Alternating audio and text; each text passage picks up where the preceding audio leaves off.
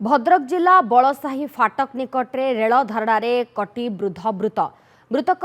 वृद्ध जनक होती जशीपुर पंचायत बरिहरपुर गाँवर बसंत बल से निज मामू घर कशिमूला गोठरू निज घर को फेरुवा बेले दुर्घटनाटी घटी क्षतिपूरण दाबी रेल धारणारे बसी रही स्थानीय लोके फल उभय पटु मालबाही ट्रेन अटकी रही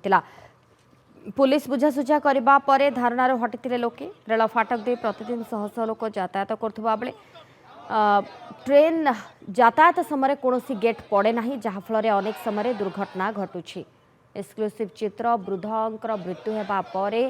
रेल धारणा उपर बसी रही स्थानीय लोके एवं क्षतिपूरण दाबी करिसेंती शेषे पुलिस बुझासुझा करने पर धारणा हटी। गेट बेरिकेड न बनाई 3-5टा गाँ भितर रोची पिला यातायात होती ठीक आज दिन 1:30 बेले सी वयस्क लोक मौसा आम गाँव रु आसिले फेरिक आसला बेले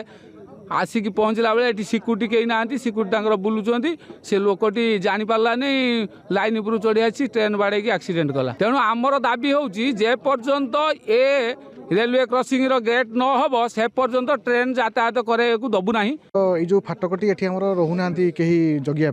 ये बहुत थर एक्सीडेंट है साधारण लोक बहुत हैरान भी है पाखापाखि ये जो लोकटी ये निरीह लोकटा तेना प्रथमतः ये जो भूलटी होती तेना से साधारण लोक जो जाइए तार क्षतिपूरण आम निहाती आम दरकार मिनिमम गोटे 10 लाख दवा दरकार। तो तापर ये जो फाटक रोना कहीं ताकू केमी लोक रे जगिबे जड़े चालक रही दृष्टि देवा निहाती दरकार।